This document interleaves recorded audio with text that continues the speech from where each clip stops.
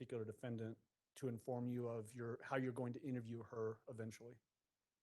Yes, we were working as a team and talking with Al after each call to determine exactly what happened on that call. And then before we would make contact with Letecia the next day, we would compare what we learned that day to previous days to see maybe what our new strategy would be.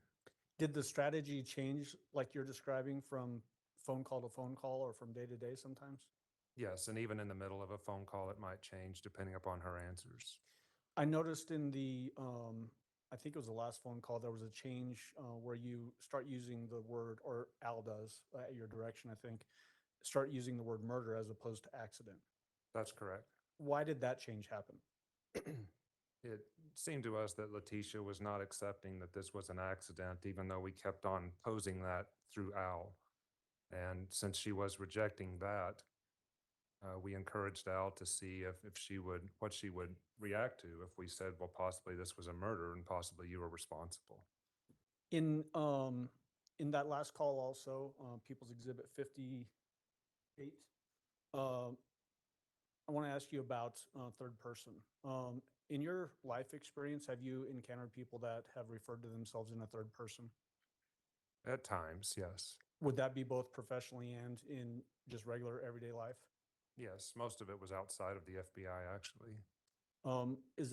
Can that be a hallmark of somebody that's self-absorbed? It can be, yes. Okay. Did you find Letecia Stauch during these phone calls and even during your interview with her that we're going to get to later this morning to also be self-absorbed? Yes, almost every call was centered around her and how she was feeling instead of us trying to get her to focus on Gannon. Okay. As it relates to those last two phone calls, 57 and 58 that we listened to on Wednesday afternoon, was there any other important information in those phone calls that you used to develop that pattern of behavior in your mind going forward? And obviously this is a very open-ended question, but I want to make sure that you have the opportunity to explain those issues. When Al posed to her about possible injuries to Gannon when he was talking with her about murder, she removed Gannon from the conversation and said, you're saying words like, did I murder someone and did I hit anyone over the head with a board? And she basically took Gannon out of the injuries that Al was accusing her of doing. We were trained to look for gaps in a story, like hours missing in a day, as well as illogical use of pronouns, and that jumped out at me. Why does that jump out at you? Because it was very personal what they were discussing of Gannon, and then when she's describing that she would be responsible for hitting him in the head with a board or possibly murdering him, she takes Gannon out of the conversation. Okay. So basically depersonifying Gannon? Correct. Okay. This next phone call is the last one that we've admitted. It's People's Exhibit 59. It comes from February 21st, 1:44 p.m. It's 29 minutes long. At this point, Judge, I'd like to go ahead and publish that. It was previously admitted during Mr. Stauch's testimony. And then when this particular phone call is done, we'll bring Mr. Grusing back up. All right, Mr. Grusing, you can go ahead and step down.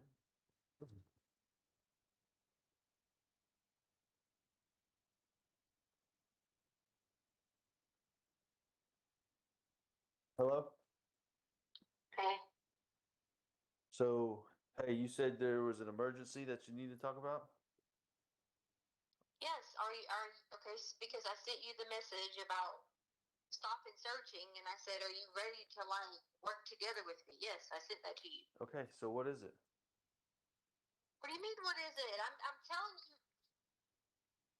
Oh my God, I don't know how to clear to say this. Do you believe me now that I didn't do anything wrong?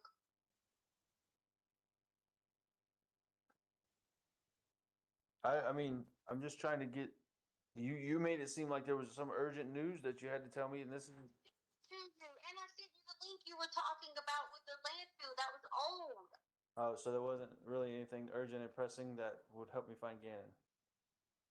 I'm to work together with your wife to do it. Yeah, I'm telling you, I'm going off your list. Number one, Gannon. So let's focus on that. Okay. So you read my list. Why are people sending this about lies about airports and all this? Until I don't know. you can't have a straight goal in common. I don't know. I don't care about social media. Never have. Who cares what people are saying? I rode with my mom to the airport. Okay, where are you? Where am I? I Yes. told you I just stepped out of work on lunch break. Like, as in the node? No, as in the headquarters. Okay. Are you gonna be like able to like stay with your wife so we can work on this together? I'm not making any promises. I need to know like now, like starting tomorrow. Well, you're not even here. If you're telling me starting tomorrow, With the dogs. I can't fly the dogs. well, how did the dogs get to where you're at if they couldn't fly? I'm in a car with friends. That's all I've been doing. The dogs can't get on an airplane. What friends? Only thing I'm saying, her name is Cheryl, so the different people, some adjacent people to me that works with Harley. We stayed at their house. Okay. We've just been staying everywhere. The dogs cannot get on an airplane. Okay, fair enough. But I want to get back to Gannon. I want you to tell me you're going to work together with me. That's not a Be together so we can burn down everything, figure this out, get a plan in place. But why is the safety of a child contingent upon anything other than finding him? I can't help you if we're not together. Yes, you can. Fine. I can't do any of that together. The safety of a child is both together because we have to write it down 10 freaking times and work through it. That's the safety. I beg for this. But I still don't understand how you helping me with Gannon is contingent upon anything else. Contingent. I am your wife. Did you file for divorce? Did you? I didn't hear what you said. What? Did you file for divorce? I told you that already. No. Do you want me to? No. Are you cheating on me? Am I cheating on you? No. Listen, we need to focus on Gannon, okay? You told me you had Some big plan. No, it's not. Yeah, it is. You're right. It's a big plan to find my son. Absolutely. Okay, so listen to me. You made this, like you always do in these scenarios, you made it seem like we could fix this immediately. You got some big piece of information.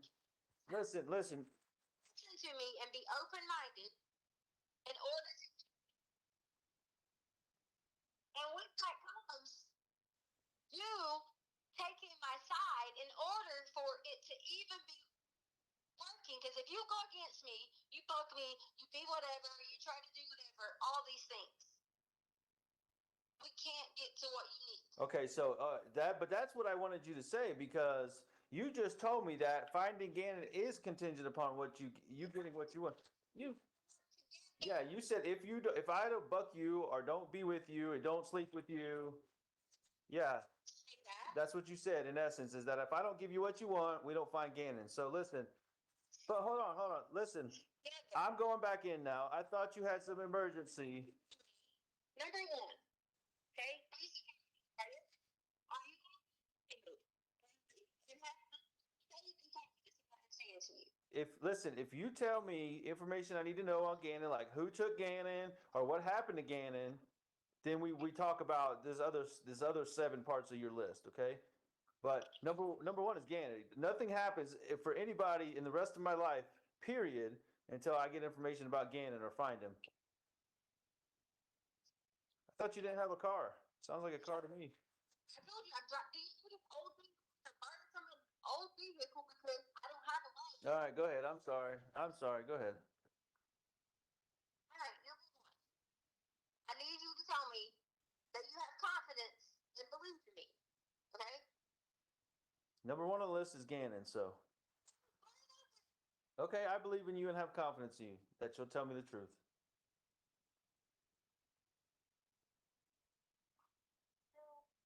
All right. Number one, find again. All right. So why come there hasn't been any kind of like locations, searches, anything outside of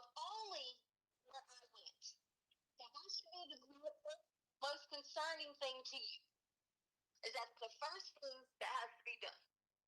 Okay, so tell me why that's not happening. That's a question we need to ask law enforcement, not me. But that's not something that you have even thought of to ask because, I mean, you called me to ask about this landfill that was something false that someone was messing around with your head, being a dick, but this, your guy Mark, you haven't asked him this several times. I'm sure. Yes, I've asked them this. Why are you searching there? Well, we can't tell you anything. Okay, so then, here, okay, next question. That I went, okay, was searched.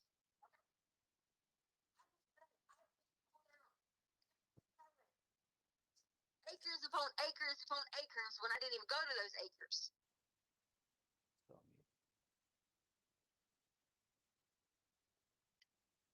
How do we find Gannon if none of those things, he was none of the places that I went, does that not make you open up your eyes and say that I'm not involved, someone else is? Yeah, you're absolutely right. Like back to your first question. I believe in you, okay? But I believe you know that someone else involved and you know who. That's what I want. Okay. So, but see, then you keep sending me messages, emergency, we can fix this right now, but then you never tell me anything. Number two, that's the second thing. We know that, all right? Anything I haven't done. All right, so why come when I gave them the information that I gave them, why did they not look into it? Why did they not believe it? Why? What information about Quincy Brown? Anywhere. Are you talking about Quincy Brown? What information are you talking about? No, I did not. What information? Okay. You just said they don't tell you anything, right? That's what you're saying. Okay. Yeah, exactly. So, which means they would have gotten information from me. Okay. So what information was it? That I told them they have not covered any areas except only the areas that I drove. Okay, but what information are you talking about? Why won't you give me that information? I'm the father of the missing child, Tisha. But I've already told you one time, and when I told you it wasn't good enough. Well, tell me again. Tell me right now. I'm in believe Tisha mode. Okay, how long do you have? Like 5 to 7 minutes. Honestly, I gotta get back in. 5 to 7 minutes. Well, what do you need? Tell me what you need. An hour? 10 minutes? Are you on lunch? I mean, I'm not trying to mess you up at work. No, I'm working like 4-hour days. So I mean, I come out because I told you I'd come out around this time. Okay, but I got another hour or some work, and then I'm leaving for the day.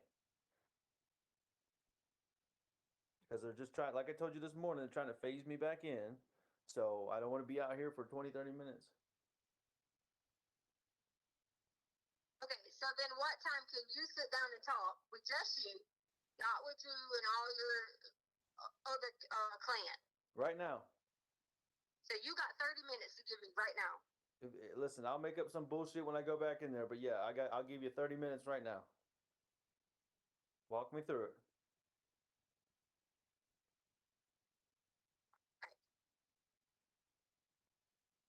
Now I need you to answer this question. Why? How many of the videos, so it can all make sense to you, have you saw other than one video? Listen, this is not Albert answers a bunch of questions. You tell me.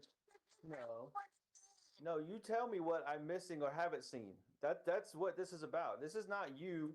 Have you seen a video of anyone pulling into our yard after 4 o'clock? Have I seen a video?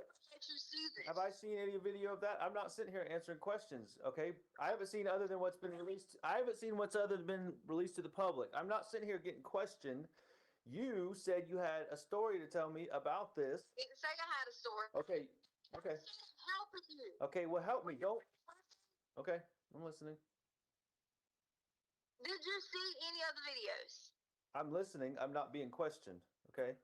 Tell me what I'm missing in the video. Just tell me. Don't ask me. Tell me. In the video, when Harley comes home, and Lena, I'm sure you had to see this.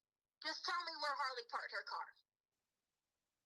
I have no clue, Tisha. Tell me what you're trying to tell me. Now you get me upset. You haven't seen this. No, I have not seen anything. I told you that. I've seen what is on the internet on the video about the truck. That's it. Okay. So can you wait by your phone for 5 minutes? You said 30 minutes, and just if you got something. 5 minutes. But I need you to wait by your phone for 5 minutes because I have this girl's kids in here. Yeah, what? Her kids are in her car. I drove to get some food. I have her kids in here. So I just need 5 minutes to pull up in the yard for the kids to get out. Why does that keep you from sending a video? It's not sending the video. I don't want to talk about it with kids around. They can hear me. I'm asking you for 5 minutes. Just give me 5 minutes. Let me pull in the yard and they get out. Just tell me what you got to tell me. There's no kids in the car. I don't hear a peep, okay? There is a kid in the car. Listen, I knew either you tell me now or I'm just going to put the phone down and go back into work, okay? Because I don't got time to sit here. You jerk me around. I'm tired of you jerking me around. Literally almost to the street. Listen, I don't have 5 minutes. I got the 30 minutes you asked for. I got that. You start telling me whatever it is you got to tell me. Who cares if a kid's in the car? That should be a good thing that you know information that can help you find the missing kid. I'm sure they've heard about it. I don't know if they did. They might have not have. Well, I'm turning on her street. Just hold on. yeah, okay. I swear to you, I'm literally turning on her street. I'm not questioning you. I'm in believe Tisha mode. I'm just waiting for some facts that I can believe. Turning on her street. Okay, I believe you. Like I'm passing the church right now. What church? And then I'm going on to this. Nice. The church. I guess their church. I don't know if they go to church there. I don't know. Oh, you passed by it, but there's no sign? Okay, cool. Yeah, there was a sign. I'm looking at the road so I can Okay. make sure it's the turn. All right. Hey, I believe you. I think that I know my way around. I believe you. I'm not trying to question you. I just want to know if I knew the church or the pastor or anything. Sorry, I'm literally turning in right now. And all I gotta do is pull over here. Can you go inside with your mom and then I'll just and I'll be in a minute to let the dogs out. Hold on.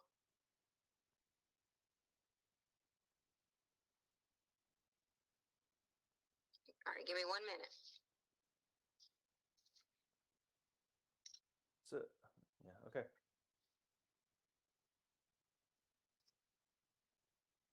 You there? Tisha?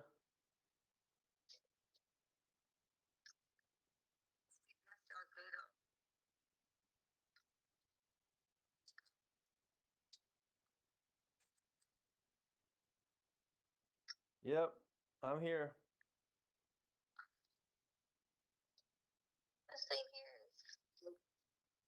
And then I'll get the dogs and I get back and then we just no. And then we can try to do the work.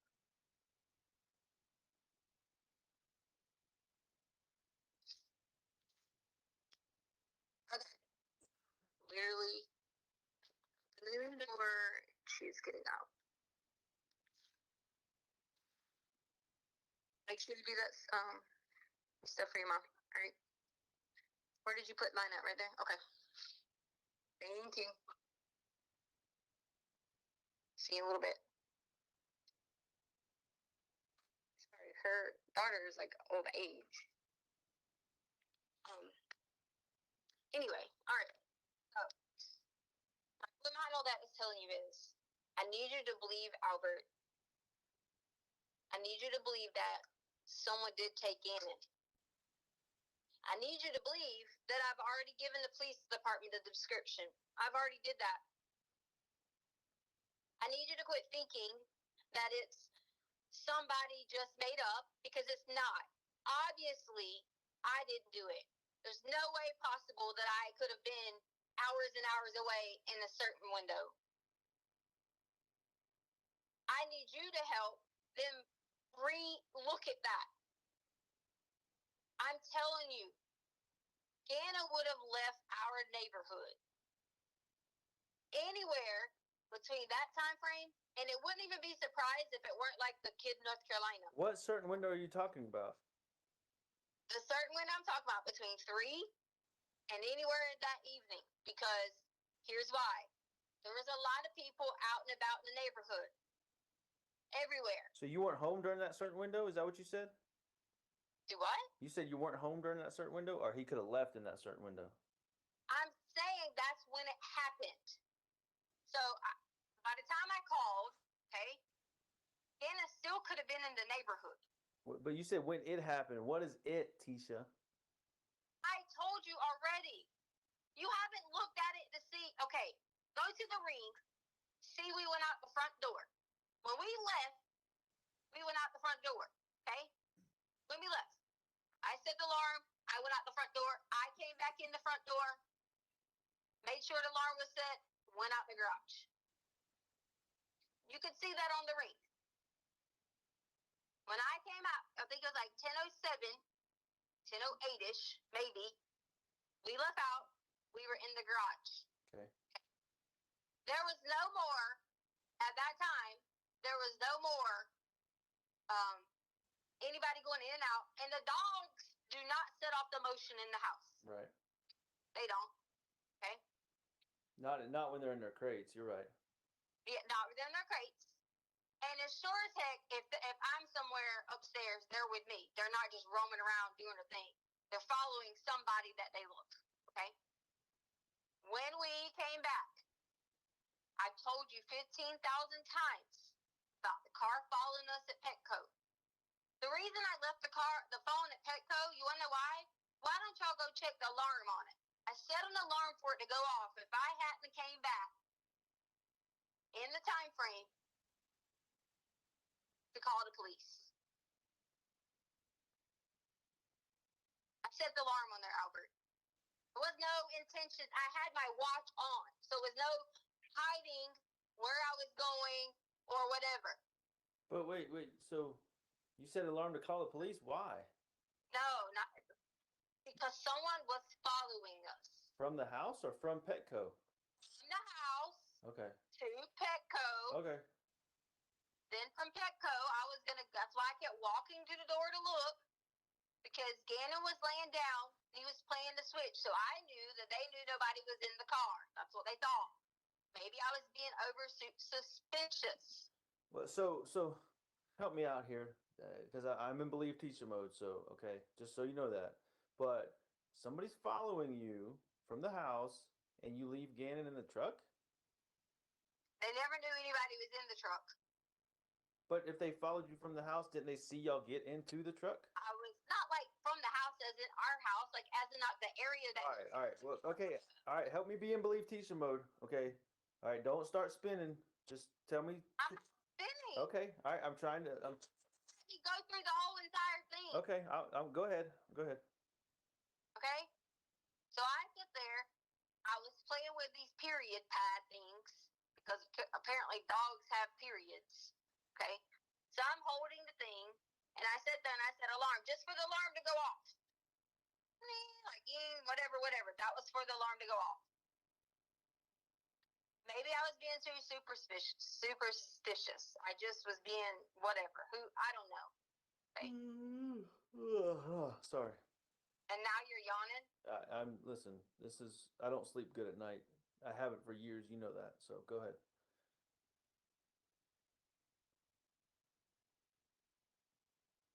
Albert, I was supposed to deliver papers. Deliver. I couldn't do it, Albert. Deliver papers for what?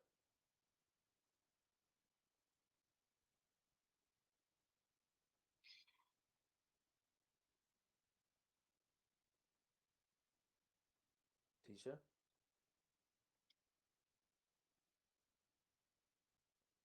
When I went to Nevada, there was this pregnant lady. So I agreed to help the pregnant lady because she was really, really pregnant. She gets in the car, which is why Ganna was not in the front seat. He was in the back seat. You said wait. You said when you went to Nevada? Went through Nevada. I'm Mexico. like, what? You're in Nevada? Anyways, go ahead. Right. When I realized she's not pregnant, once she gets in the car,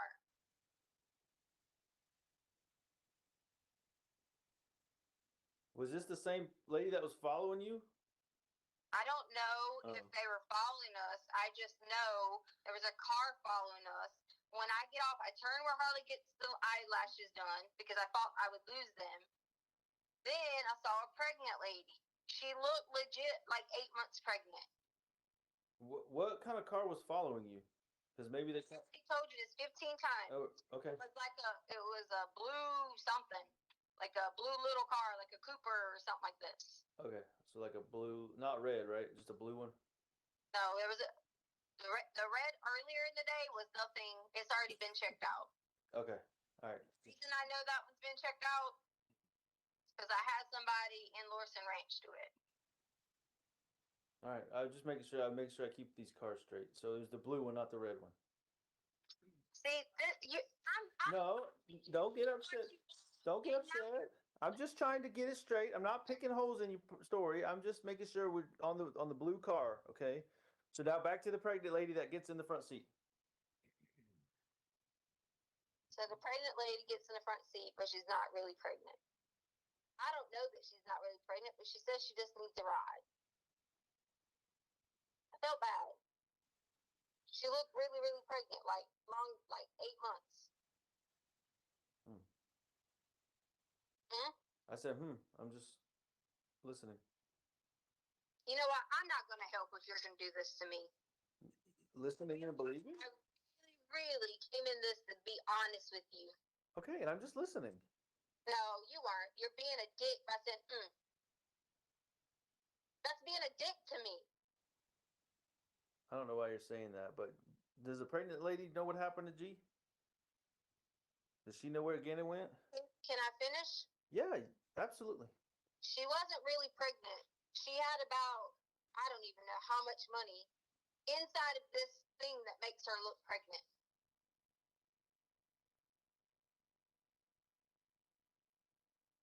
So you know where my mind immediately goes? Where? What would you think a pregnant person disguising as pregnant but money in her belly means? She probably robbed a bank. Okay, she might have. Or She could be involved in something crazy, right? yeah. I would be scared of myself, even if it was a woman. Yeah, because that's pretty scary, right? You're making fun of this like it's No, I'm not. If somebody got in my truck with a pregnant belly full of cash, I'd be worried to death. You're right.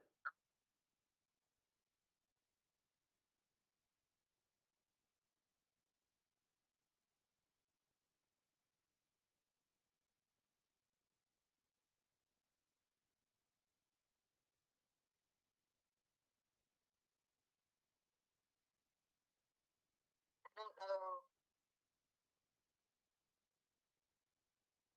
I don't know how else to help other than to know we were in the wrong place at the wrong time. Okay. Are you talking about Petco? Yes, because Petco,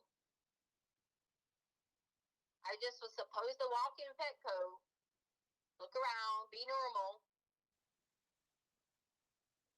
go drop this lady off somewhere. Oh, so she told you to walk into Petco? Yes, Oh, okay. she forced me. Of course, I gotcha. Okay. Yeah.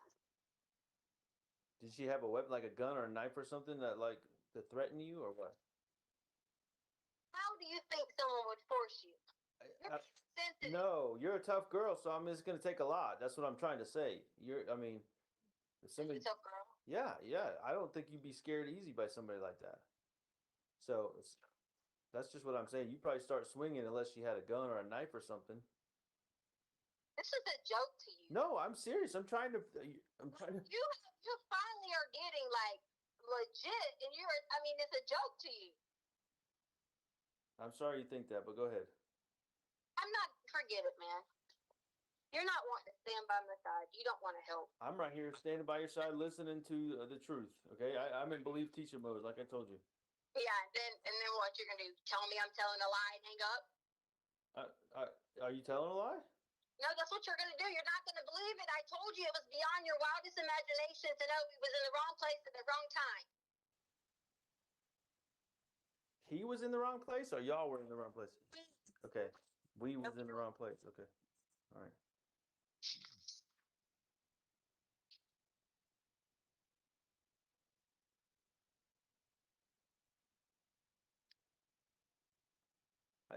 I mean, are you telling me this? I don't know. You want me to believe you, but I feel like you're just telling me something to make me feel better about Gannon missing. Okay, so I mean, because it was kind of like the Quincy Brown thing. I mean, now it's a pregnant lady with cash in her belly. Okay, I believe you. What's next? What happened next?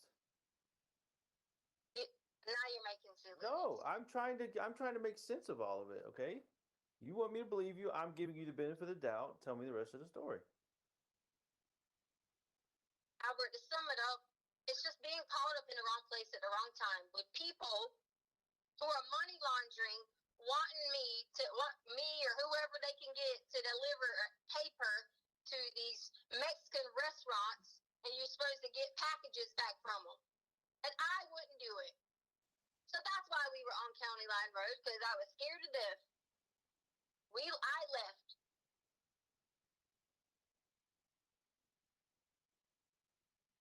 So I was going round and round and round to make sure that no car followed me. So is that where they were trying to send you, or you just went there because you knew that was out in the boonies?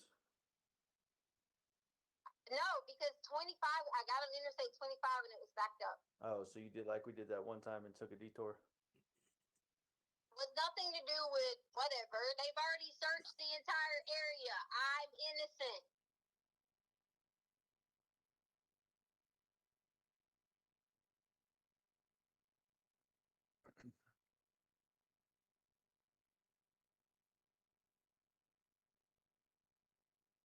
That's who has Gannon, okay? The pregnant lady with the cash? No, whoever has proof, because I've already given it to the Mexican guy. Why do you think I told you that about the Quincy thing? Because the whole Mexico. We need to be looking at any routes going into Mexico, and I've been telling you this. No, but okay, all right. I'm out of believe Tisha mode now, okay? Because you told me Quincy Brown was in Colorado Springs. His family told your news reporter that he's in Mexico, okay? You didn't know that beforehand. And of course, you have nothing to say about that. I'll talk to you later.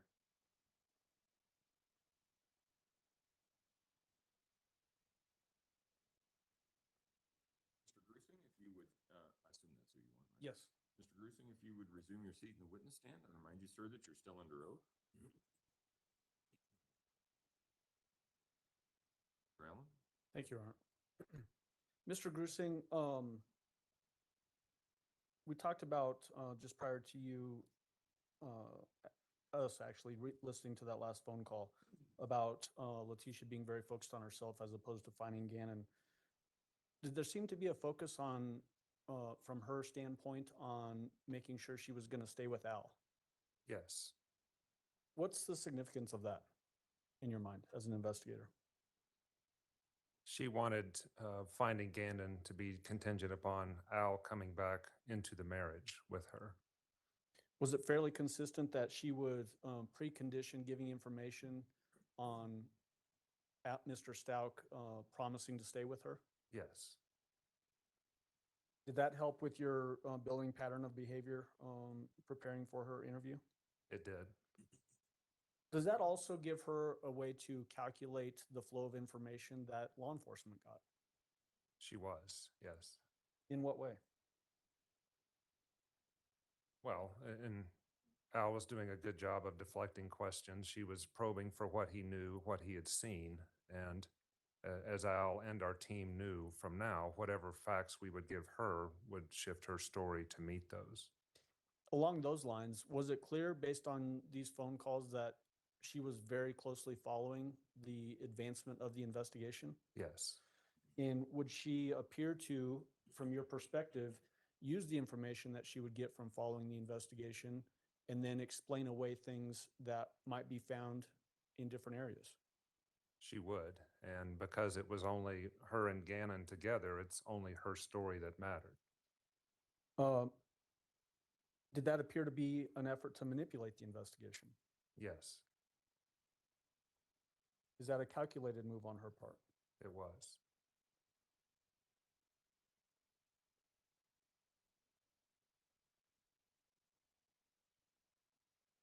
There was that one section in that last phone call where she is expressing concern with areas of searches. Is that showing that indication that she's following the investigation from afar?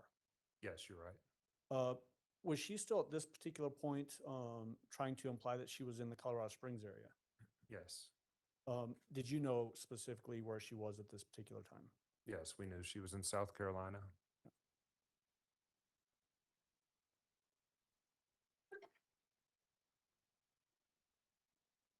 Talking about her efforts to manipulate the investigation, did she point throughout all of these phone calls at random unknown persons? It's hard to say random. It seemed to be somewhat calculated. Random from your perspective as an investigator, calculated from her perspective. Is that what you're suggesting? Yes, Okay. So we have Eduardo, right? correct. The information that she gave about identifying Eduardo, so any identifying features, do you remember that right now? I don't. Okay. If it was basically a 5'8", thinner Hispanic male with pockmarked face, is that a very detailed or not very detailed description of somebody? Not if you have extensive interaction with him, which she told us in her story that she did. That was prior to me coming on, so I was reviewing that information. Okay. And then changing it later to say, well, maybe he was actually a black guy, like a Puerto Rican. Correct. And then developing into Quincy Brown. Yeah, I believe next she went to Uncle Matt. I was going to get to Uncle Matt here in just a second. Do you remember as it develops into the Quincy Brown story? I do. Did that coincide with the same time that Most Wanted release was issued for Quincy Brown in Colorado Springs media? Yes. And then you mentioned Uncle Matt. Did she give any identifying features for an Uncle Matt? She did not. She laid the blame for Uncle Matt at Gannon, saying this was Gannon had been talking about Uncle Matt prior to Gannon's disappearance, and then Gannon was jumping on Uncle Matt, and then Gannon disappeared because of Uncle Matt.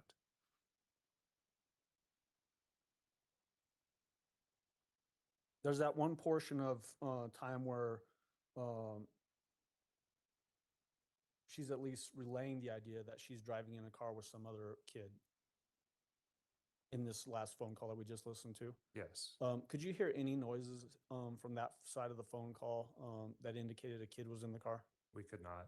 Did you hear any doors open or close like she was indicating she just dropped a kid off? No.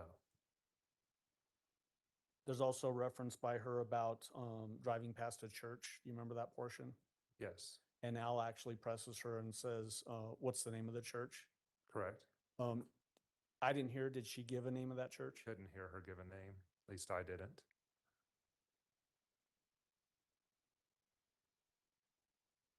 There was an interesting quote that she made in that particular call, and it was, I need you to believe someone took Gannon.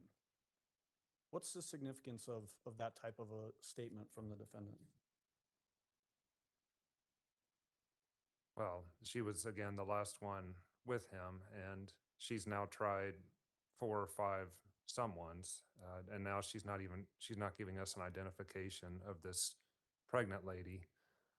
We were not scripting Al to yawn or do those things during this one, but it was obvious that this was not going to lead us anywhere closer to Gannon.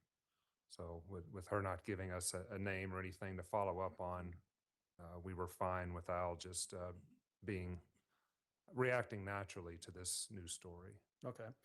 The leading up to the pregnant lady with some sort of a money pregnancy thing, was there any indication that somebody followed her from the home area, Lorson Ranch, to Petco? There was not. Were you aware that she actually made 2 Petco visits on January 27th that were basically 2 hours apart on that day? Yes. Was there any indication through the investigation that someone was forcing her to go into Petco? There was not. As it relates to this pregnant lady with the money thing, did she ever give any detailed information about description of this pregnant lady with money coming out of her belly? No.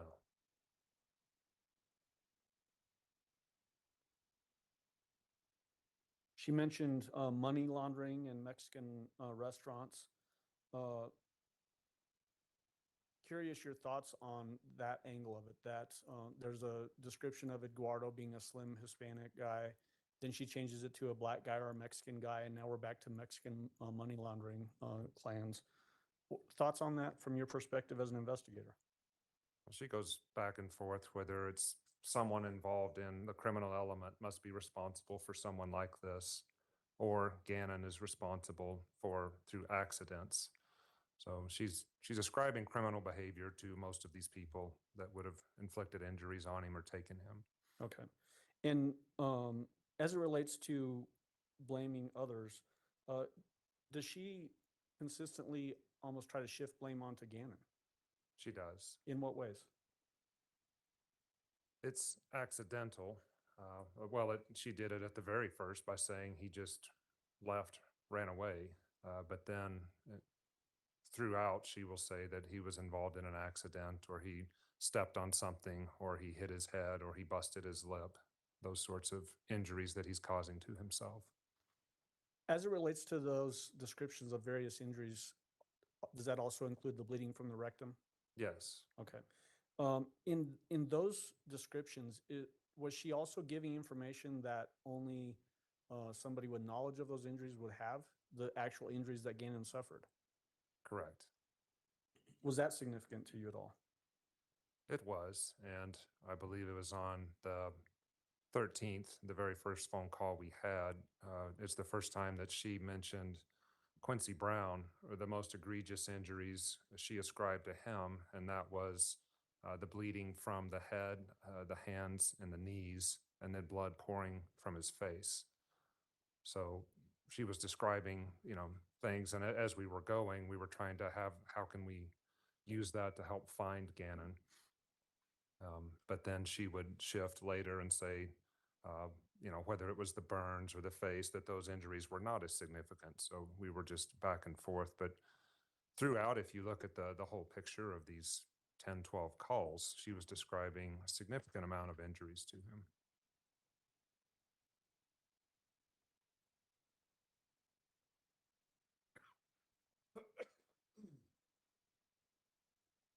As we listen to all of these calls, and I think we've actually admitted 16 separate phone calls into evidence in this case, were there actually even more than that were conducted that were not admitted in this trial?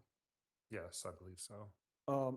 How did you use the information that you gathered in those particular phone calls that you participated in? How are you using that to build the pattern of behavior for this specific defendant? Well, our primary goal was to find Gannon at this point in the investigation, and information was coming in daily. We had a whole timeline across their break conference room that we would add new data to each day.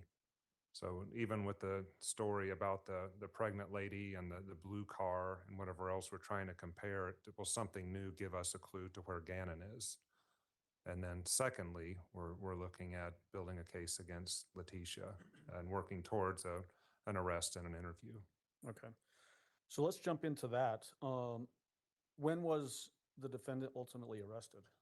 March 2nd, 2020. What were circumstances that led to that arrest as it relates to your involvement? So the sheriff's office and the FBI agents that were assigned the case in Colorado Springs had drafted an affidavit that a judge had signed off on. And our team had been communicating with law enforcement in South Carolina to arrange an arrest and possible interview of her if she was willing to afterwards. Did you in fact travel from Colorado to South Carolina to be participating in that? Yes. Was that on March 2nd exactly? Yes, it was. Describe for the jury how were you there when she was taken into custody? I was. Describe that for the jury. I was on the very periphery, wasn't close, but it was in a mall parking lot, I believe, and local law enforcement did the arrest. I did come up and introduce myself to Letecia and told her I was with the FBI in Denver and I would like to speak with her, that we were going to take her to a law enforcement facility. Did you in fact then have her transported to that law enforcement facility? Yes, Was that at the Myrtle Beach Police Department? it was. Did you interview her there? Yes, Your Honor, may I approach with People's Exhibit 354? May. You recognize this exhibit? I do. How do you recognize it? That's the DVD of the recording of the interview I had with Letecia. I have initialed it and dated it. Is it a fair and accurate copy of that interview that you conducted on March 2nd of the defendant? Yes, At this time, I move for admission of People's Exhibit 354. Yes. No objection, Your Honor. Exhibit 354 will be admitted. Go ahead. Do you know roughly how long this particular interview is? approximately 5 hours. And let's go over, is there an initial phase of an interview where you maybe are building rapport with somebody? Yes, letting whoever I'm speaking to understand the purpose of the interview, explaining why I am there. And then because Letecia was not free to leave, I advised her of her rights pursuant to Miranda. Is it typical to do the advisement of rights under Miranda when somebody's in custody? Yes, What's the purpose of that? to let her know that she doesn't have to talk to me if she doesn't want to. She can have an attorney present and she's free to leave at any time. Is this something that you just talk to somebody about? Or is there a form that you? There's a form that I go through. Okay. Yes. Do you actually have them sign the form? Yes, Did you do that with this defendant? I did. Do you know what name she used to sign that form? I don't remember. I'm guessing it's Letecia Stauch. Does it say Tisha Stauch on it? That sounds right. Okay. Did she indicate that she understood her rights? She did. Did she even go further than that in trying to put conditions on a specific right as it Yes. relates to attorney? Yes, Okay. Did that indicate that to you from your perspective that she appeared to understand those rights and could contemplate them and potentially even try to put additional conditions on them? correct. Your Honor, at this time, I'd like to start publishing, and what I intend to do with People's Exhibit 354 is just keep Mr. Grusing on the stand, play portions based on questions that I'm asking. Obviously, the whole interview is in evidence, Judge. All right, go ahead.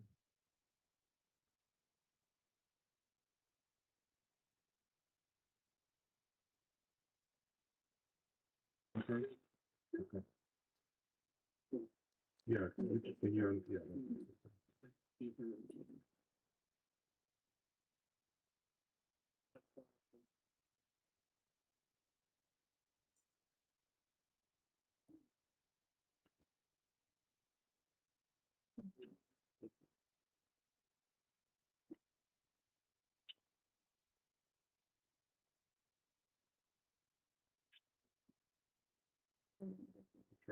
You can pull that chair back a little bit.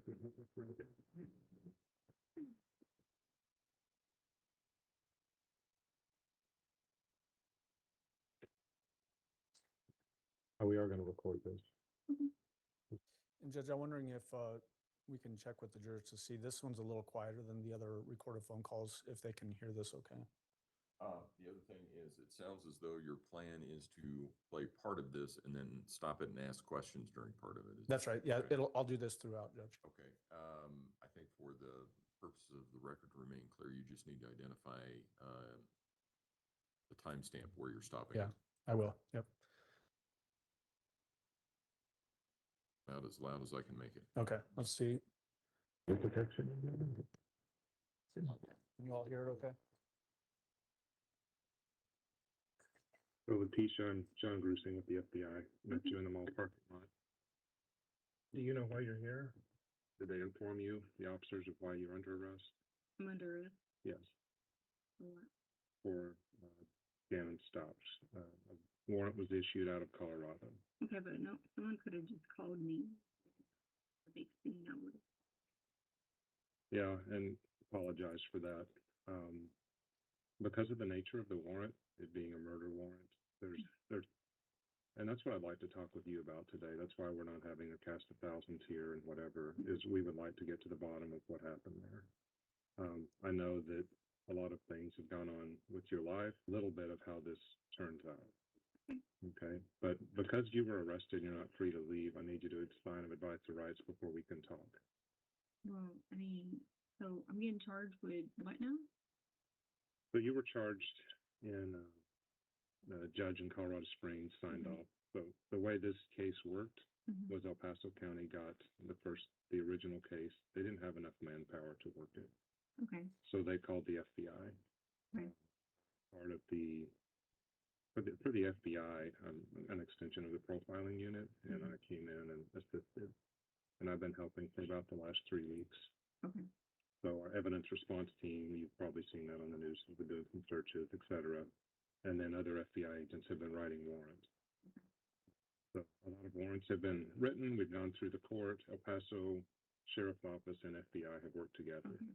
And we found enough, you call it probable cause, Okay. for a warrant to be issued. So that's why you're here today. Okay. Warrant for what though? It was for the murder What of murder? Cannon Stout. So Gannon is murdered. That's what the evidence shows. Okay. And I'm happy to share with you evidence, but we can't have a conversation unless you're advised of your rights. Okay. What am I right?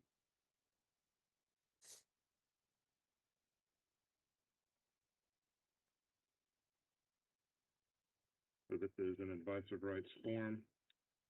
I'll fill it out at the top. And you don't have to answer any question. Oh, I am. Okay, so I'm not going to force you to answer anything. If you want this interview to be done, it's done. So we are in. Second.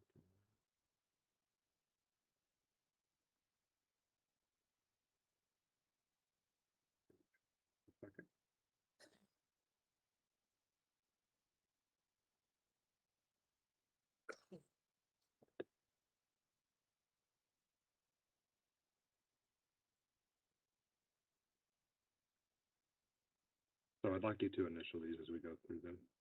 You have the right to remain silent. Anything you say can be used against you in court. You have the right to talk to a lawyer for advice before we ask you any questions. You have the right to have a lawyer with you during questioning. If you cannot afford a lawyer, one will be appointed for you before questioning if you wish. And if you decide to answer questions without a lawyer present, you have the right to stop answering at any time. I'm not going to force you to say anything. Okay. So I had already had reached an attorney, but all the information.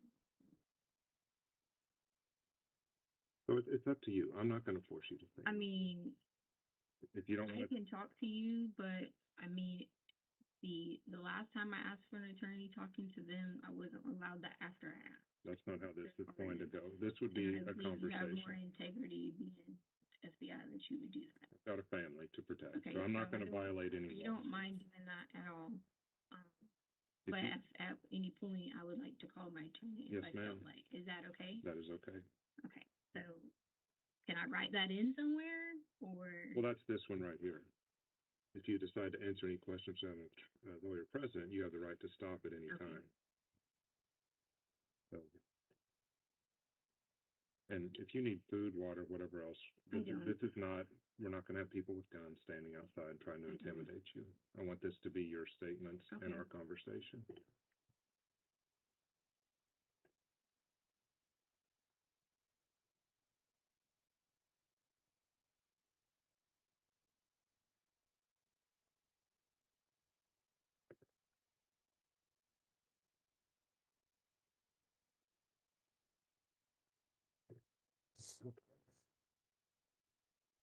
So I was thinking of a lot of things to say to you today because I've been helping, I've been involved. Mhm. I've unfortunately worked a lot of missing kids cases. That's why they called me to do this. Okay. A lot of time with Mark, who was the dad. Dylan, who actually was in Colorado Springs with mom, Mm-hmm. went to go see dad. This was in November of 2012. Right. And then he disappeared. So it's a lot like what happened here. Right. What I think happened with Mark is friends, and Mark wouldn't let him go. Okay. And I think Mark got upset. I think Dylan did some things that irritated Mark. I think there was just a punch in the face Right. sort of thing. Right. And I things went downhill from there. Well, And I'm not saying I that's just what want to happened say with to you, you. I can help you because what you're charging me with is not, or whoever, is not the case. Okay. Gannon is alive, okay, and I can help you. Okay, great. But see, here's the problem. When I reached out to people about getting help, I said, hey, I need someone who's going to help me to help you guys. I couldn't get that from anyone at all. We're happy to help you. Okay, so I understand you might say you have like whatever evidence that you might say you have, but that's not a case. It did not hurt my child, okay? Need more assistance besides the FBI. You're probably gonna need some DEA, probably need a lot of help.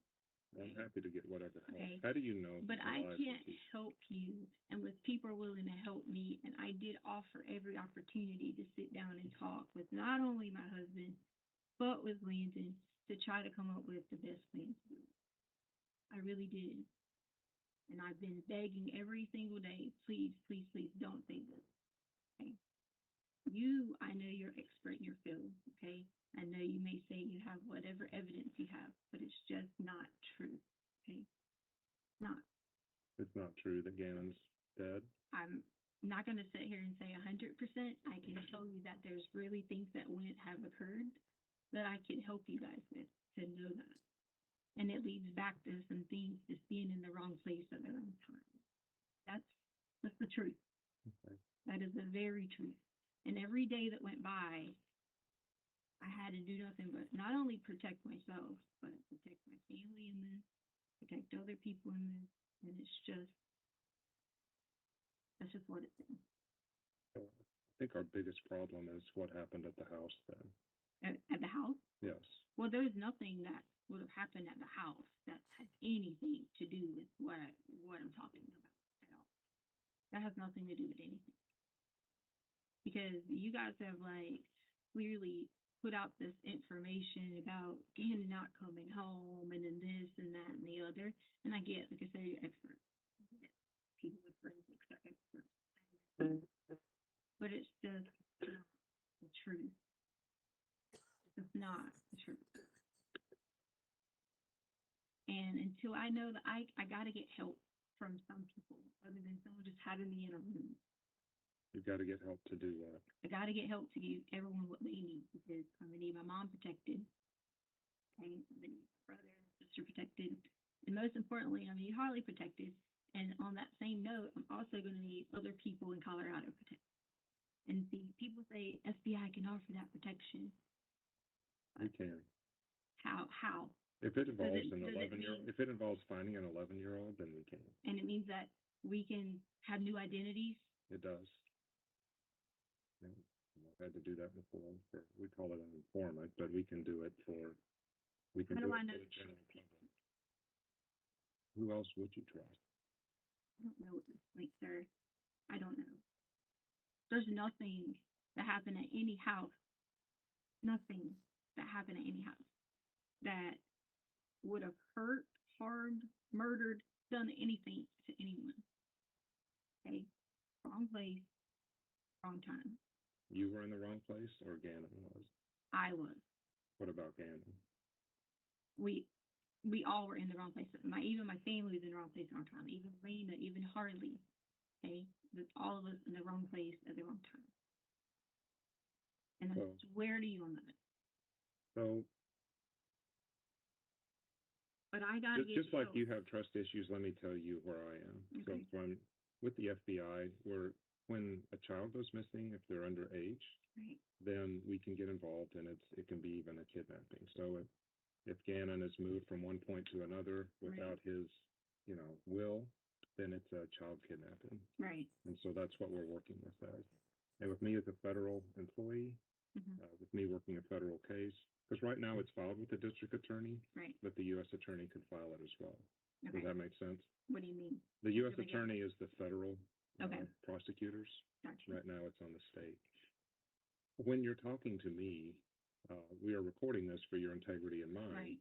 But if you'd rather not say something, I mean, if I would rather you just say, I don't want to answer it, instead of telling me something that's not true. Okay. because there's something called false statements, which is it's U.S. Code 1001, to where if you lie to us during an investigation, that can be a year prison time. Right. I got So you. that's why I said on this last one, if you want to not answer a question, I'm not going to push you. Okay. Okay, so with these people, you know, taking Gannon or whatever else, if it's not true, just say I'd rather not answer that. Okay, because we're different than your local detectives and whatever else. It's not a felony to lie to them. Okay. Okay, so my goal though is to find Gannon. Right. And if you need protection, if there truly is someone out there, I we do. can provide that.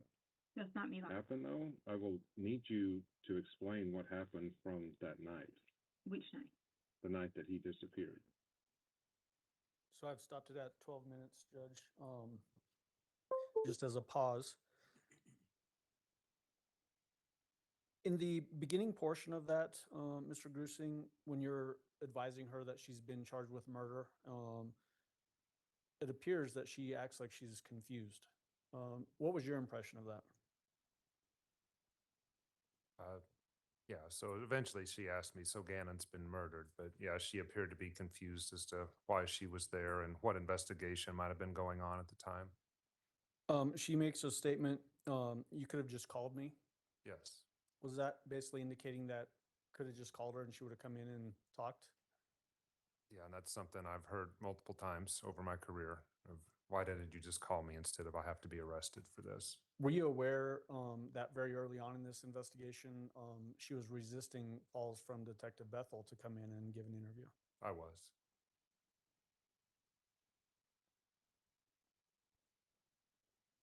She makes a statement that she's been begging every single day for somebody to help her and says stuff like, I can't help if you don't help me. What was your takeaway from that? Yeah, I think I could couple that with when she said that she would need even more help than the FBI could provide, whether it's DEA, and then she rolled into she needs secret identities for herself and multiple people. I think she was giving me a task that she thought I couldn't meet, and therefore she might not have to talk about difficult things.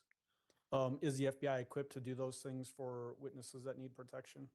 We are. It takes a very extraordinary circumstance, but they could if they had to. Okay, so I guess the question is if that was actually necessary here, could the FBI have provided that? Yes, So you were the right person to talk to if that was the eventuality.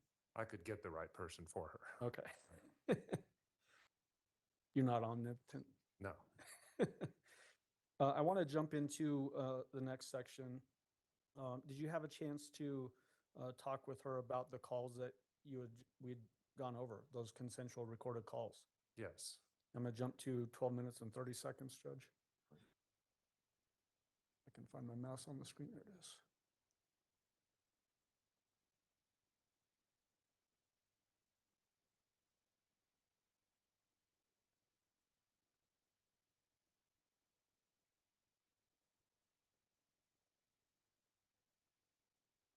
It's actually 12 minutes and 33 seconds. I can't get that 3 to cooperate with me. You mean like talking to him? Oh, okay. So let me Yes. just explain that to you, and you might think that's like super, like I'm not going to whatever, judge you here. Leticia. whatever. To him was the reason I already knew someone was listening, Mhm. but because of him not ever like being like supportive, and I tried originally to talk to him when he first got there, that was the only reason I said those things to him, was just because I was out of anger and out of like hurt and not being able to have like support. It was nothing to do with like I'm sitting here going to tell you these things. That was just anger, stupidity. Council approach, please. It's paused at 13 minutes and 11 seconds.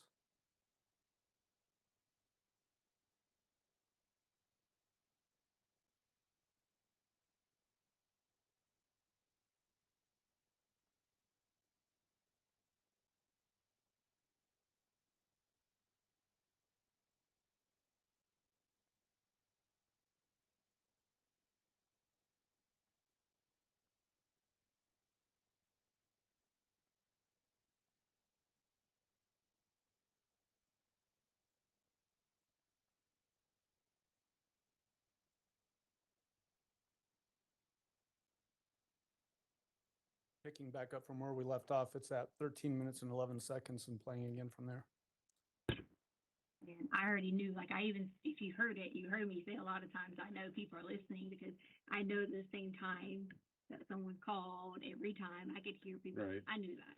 So me saying those things to him was just being, what is the word you want to call it?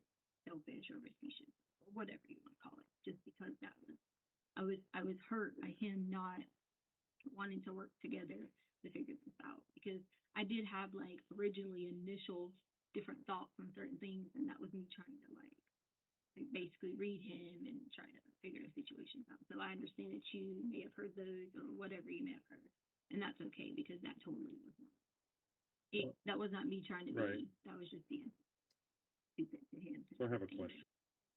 So, and it's paused right now at 13 minutes and 59 seconds. Mr. Grusing, what were your impressions of her saying that she's giving all this misleading information in those phone calls because she's just angry? Yeah, I don't think there's much more to comment besides that. Instead of being focused like Al was and the rest of us of trying to find what happened to an 11-year-old boy, she was again focusing on her feelings. Does it also, though, show potentially that it's very calculated, that she's doing things in response to what's happening in the investigation? Yes, that's correct. Okay. And then we'll just play from here until 15 minutes and 42 seconds. In this particular section, do you remember asking her about mental health and sound mind and those types of things? Yes. Okay. So we'll play starting here and go to 15 minutes and 42 seconds. In regards to that, were you of sound mind? I mean, did you have, are you undergoing any treatment for anxiety or any depression or anything like that right now? I mean, like, you mean, like, I don't, I mean- I've had anxiety since I was like 16, 17-ish, but like, as far as like, undergoing like any kind of special treatment, you know, like sometimes I might have to take like a little rest. Right. But I didn't see like counselors or like anything for any kind of depression. And then plus two, like right now with already got medical records, I'm 8 weeks pregnant, so I can't speak any kind of Okay. like I mean I wish I could because then it would help a lot with the anxiety, but I Right. can't. Okay. But So you were of sound mind when you were talking to Al. You were upset with him and upset with the situation of him not being by your side through this whole thing. right. But then at the same time, like I have to sit back and think, you know, in a person's brain, you hear 100 different things. You do get do whatever. I just wanted him to know, because he knows. Like I've been taking care of our kids like for so long. I'm not here to bash either one of them. They had a lot of different separate situations going on that I've always taken care of the kids. And so there's been times I've protected them from so many people, you know. So it's now paused again at 15 minutes and 42 seconds. Why are you asking these types of questions about sound mind and mental health based questions? Well, I spoke with the district attorney's office before the interview, and they suggested that I ask them. I don't always ask these of people that I'm interviewing, but because of the varying stories and because of the district attorney's office and investigators looking forward to trial, we wanted to make sure that she knew what she was doing while she was talking to Al during our investigation, and then while I was even talking to her at the present. When these types of investigations are ongoing, is the investigation goal to try to build a case that will plead out, or do you have to assume that it will go to trial? We assume that it'll go to trial. You asked her, was she sound mind during this time? Do you remember what her response was in that? She said that, well, I can't remember right after that, but she referenced the reason why she was doing what she was doing to Al Okay. was to make him come back to her in the relationship, basically. in that particular call, or I'm sorry, in that particular portion of the interview, it's at 15 minutes exactly when you ask about were you sound mind, and she says right. Yes. And then she goes into that description of taking care of the kids. Does this start to build in your mind when we talk about that pattern of behavior and then that pathway to violence that you talked about? I haven't gotten to the question yet. I was gonna say, let's get all the way to the end of the question first, and then we'll see whether it's leading or not. Does that information that she's giving you there build into that grievance portion of that pathway to violence? Yes. In what way? She was articulating that in her mind, she felt like she was a good mother and she was a good caretaker for Gannon. And that she had, over the phone calls, expressed multiple grievances. And we actually addressed that later on in the interview when we go through her phone searches. We go into more of the grievance portion later, but just that she brought up her being the caretaker initially is something that we addressed later on in the interview. Yeah. Do you remember asking her about what kind of dad Al is to Gannon? I don't at this Okay. Well, let's jump to that portion of the interview starting at 15 minutes and 53 seconds.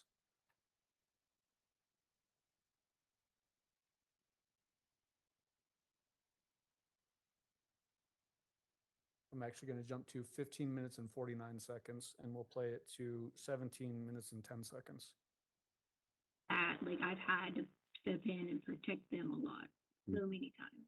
What kind of dad would you say Al was to Gannon or is to Gannon? Oh, he's a good dad. Like, I mean, as far as like being like there for him and like, how can I say it? Like, if he says, "Hey, I want to go do something," Albert works a lot, so he's tired and his hours are like kind of, up in the air here and there. But for the most part, he like is always trying to make sure he puts, like the kids, military first, and always will be, and that's the mindset. And then Did you go into the marriage knowing that? kids. That military was first? I grew up like knowing that my stepdad was here. Actually, that's why I was looking at that guy's name. But my stepdad was here. I lived on. So, like, I maybe didn't understand it from parent perspective. I mean, I'm sorry, spouse perspective, like my mom's perspective. Right. But I did understand it from like a child perspective. But the thing about it was, is Albert didn't have to like go be deployed or anything like that. It was mostly like work through the night type thing. So it was like we were blessed in that way of not having have to see him go overseas or something like that. Right. So when you're asking her about how Al is to Gannon as a father, she references that she grew up in as a military child as well. Correct. She mentions her stepdad. At any point, either during the phone calls or up to this point in the interview, did she ever mention any abuse by stepdad? She did not. In that last section that we heard where you're asking her about being in sound mind, she mentioned having anxiety and taking lorazepam. Did she mention anything during that section of this interview about having any severe mental health disorders or diseases? No. Did she ever mention being in treatment for extended periods of time for any mental health issues? No. Did she ever mention losing consciousness and not showing up someplace else that she didn't recognize? No.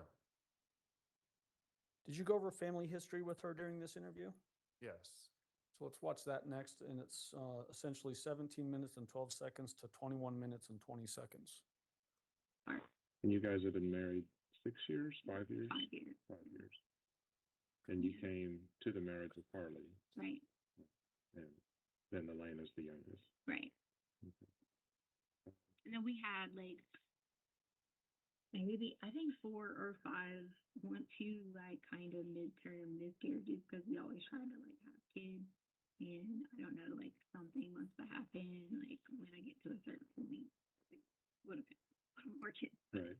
But yeah. Do you think Al was faithful to you? Was he cheating on you? I don't like. We never had like any conversation until like, of course, Matt, like recently. But like prior to that, we never had like buses or it might be something like Albert type of person. When he got work, he just liked to come home. He wasn't like, oh, I'm gonna go do this with people. He just wasn't. That was the best part because it wasn't. Like not saying you can't. Like I'm sure you might say if a football game's on, watch it with your friends. Right. Usually, for the most part, we do it together, do something together. But it was never really like having our own people that we did things with. So we never like had issues of anything like that. Most of the time, the issues that we always had was I never wanted the kids to ever come back here. A lot of times during their break and leave again. But he would always say, "Well, I have to. I'm obligated." So you don't think he was cheating on you prior to this whole thing going on with him? Or did you suspect? Or no? That Albert was cheating on me? Mhm. No, there's been times in the past where I saw that he's talked to other women, like on messages and things like that. But then he's also like, you guys have my phone in the past, he would have saw that he's always apologized for, like. Were you guys considering divorce or no? You and Albert? I didn't know anything about any kind of divorce. Like I know, like we've used the term loosely, because there was a lot of stress having to deal with, like situation with Landon. There was a lot of stress because like we fought so hard and so long to get kids to Mhm. like a safe, situation. So it was very hard to like you've read someone and they're so emotionally like upset about the kids not being with us and we not being able to protect them that it was kind of hard. It took a lot, toll throughout that time frame of like Alaska. I'm sure Right. time in Alaska. So during that time in Alaska and stuff, it was very hard to like have to see him be so upset from so many miles away. Mhm. We get calls that kids didn't have a place to stay. We get calls that there were guns in the back of their car and people were being arrested. And so that took its toll in the terms of like figuring we should not have to like go through these things. But then once like we got to Colorado, we all could be in like one place. And then it was like first it was like kind of hard because we've been, back and forth to Alaska for so long. Because, if you know the background, I had the kids here for their school year Right. for Gannon and Lena. So it was Lena's, was it first grade year? And Gannon's fourth grade year. Yeah. So they would have went to school here. So I had them here with us then. Still with that, it was both like being apart, going back and forth, traveling on holidays, Right. things like that. So that would have been the most, difficult time. Like so when we got to Colorado, it was just like, okay, we're here. We are together. And we said stupid things to each other. But like the things that we could do to be like, okay, we'll forget all this, or if you do this, we'll do it. We'll forget all this. Right. But stupid, silly stuff. So it's paused at 21:20. And before I jump into these next questions, just noticing the time, do you want me to go to about 10:30 and then? It's up to you. I was actually just gonna say whenever you could find a break in the next 5 minutes or so. Okay. It's up to you. Okay, sounds good.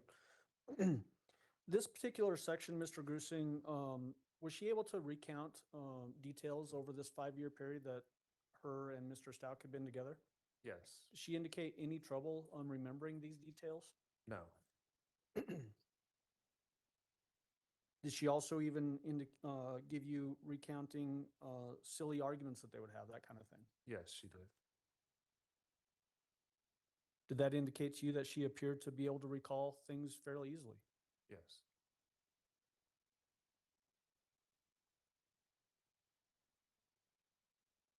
Do you remember talking with her about where she starts talking about people are being upset and she uses the words hard part, this is the hard part? Yes. Okay, let's go ahead and watch that section. And this is from 23:45 to 25:51.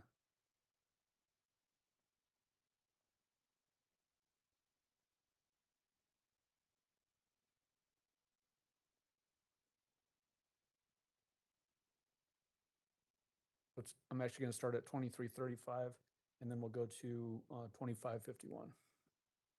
from a distance going through that, because I still deal with dads 14 years later Mhm. who are looking for their daughters at bus stops and malls and whatever. So And see, that's the hard part is like people are like, being upset. And I'm like, I haven't had the opportunity to like even just sit down and be like, okay, well, I've given my life to take care of these children. I have.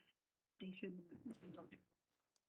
Right. And I've done that. And Mhm. it's so hard because inside that, I don't get to express that emotion to have that, to say to anyone, anything like that. And that's the most difficult part.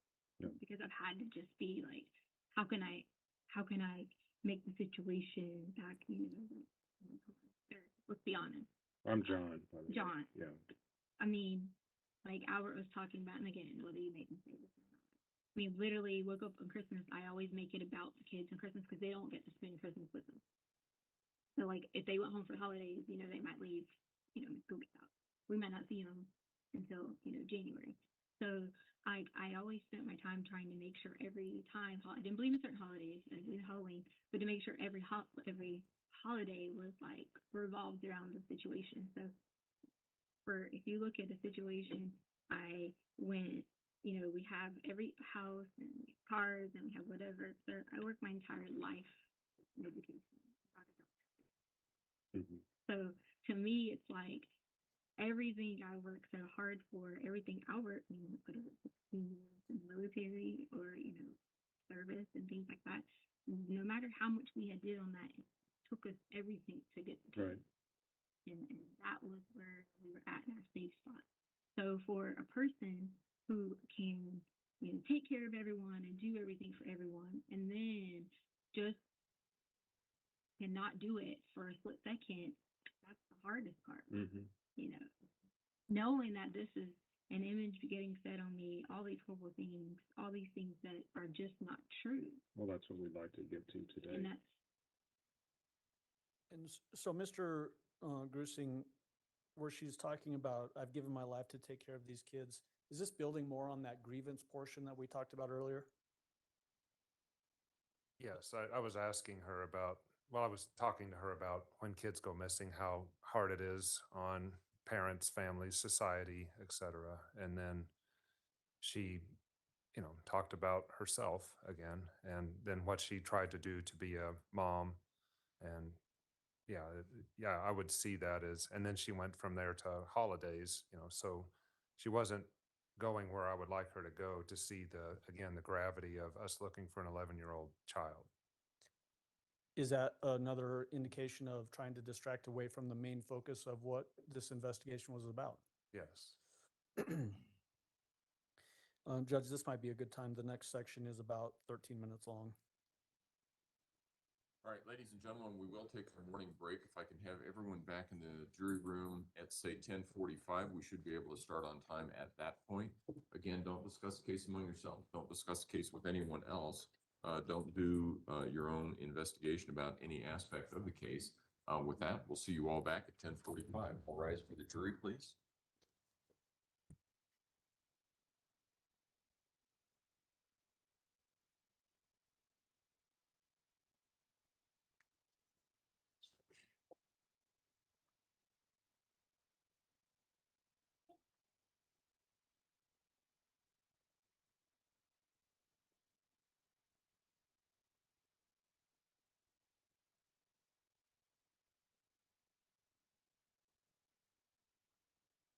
Thank you. You may all be seated. Mr. Grusing, you can go ahead and step down if you would like.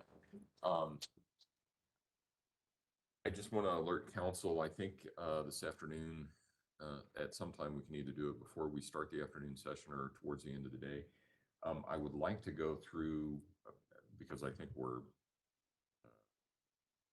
fair amount into the evidence. I want to go through and compare admitted evidence exhibits, make sure that we all have the same ones. And then that way, if there's something that is amiss, you can think about it over the weekend and we can figure out some sort of solution.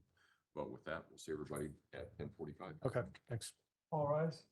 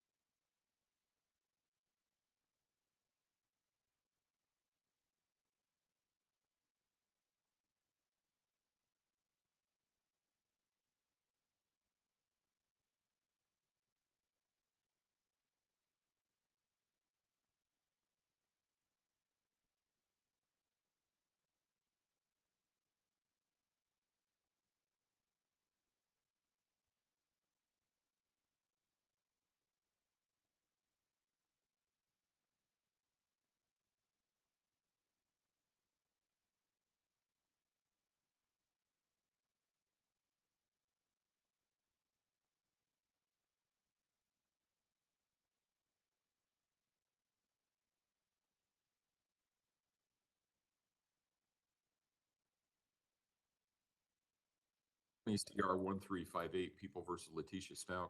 Record should reflect the jury is not present in the courtroom. Is there anything we need to take up outside the presence of the jury at this point in time? Yes, Your Honor, I'd like Go ahead. to bring a matter up Go ahead.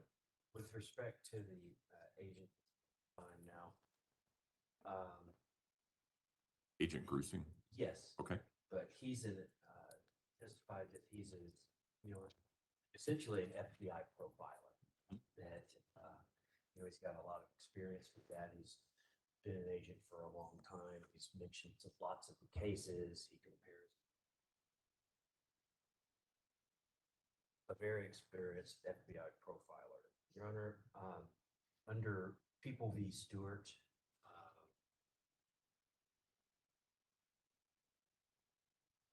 Colorado Supreme Court, I would object to any, in essence, or tantamount to agent. We're talking about language of, oh, well, these are grievances that lead to the pathway to violence and stuff like this. This is expert testimony. And this testimony was, or this information that is being used in this testimony was gained by being an FBI profiler. And, regular people, lay people, this isn't a lay opinion.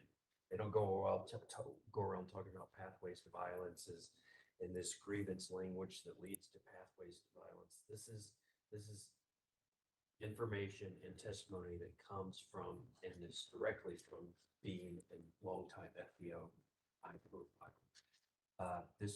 We have to speak in expert reports about this FBI profiling material. It's not endorsed as an expert. If we had known that this testimony was going to include this expert FBI profiling type testimony, we would have done a Shrek hearing. There's, a lot of information out there in other reports that, talk about some of the problems with profiling in general, that it has a lot of holes in it. There could be a lot of problems with that. So based on that, I know he's got a lot of good, relevant information to testify to for the people. But them trying to elicit this pathways to violence and grievances leading to this and, this other information, I think is wrong. I think it's, moreover, we want expert information and testimony and opinion. Okay, so in summary, what I understand is that, first of all, do you have a citation on Stewart? I do. Oh. And while you're looking for that, as I understand it, the summary essentially of the argument is that Mr. Grusing was not endorsed to testify as an expert, has not provided any expert reports regarding the pathway to violence, which he has referenced. Is that accurate? I could clarify one thing, Your Honor. Okay. He actually was endorsed as an expert. He was endorsed. He was endorsed as an expert. I have filed a motion for expert disclosures, which the court granted. Mhm. I asked for a summary of their opinions on the basis for them. We were then told that all of the opinions of the experts were provided in their reports. Nowhere in this agent's reports does he mention anything about FBI profiling or that this was a pathway of violence, or that this was the grievances or any of this type of information. It's not disclosed in any of his reports. And so we specifically asked for that so we could be prepared for expert testimony to rebut some of this type of information. And we're told that any type of information provided in reports.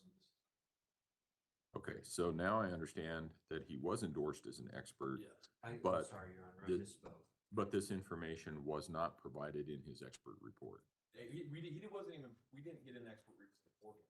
All we have is this FBI, the reports like every other agent gave. And we have no report. We have a CV from him, but nothing in any of his reports that he was going to be given this type of opinion testimony. Mr. Allen? And Your Honor, just while I have it up in front of me. Yes. It's the Colorado Supreme Court, as I said. Mm-hmm.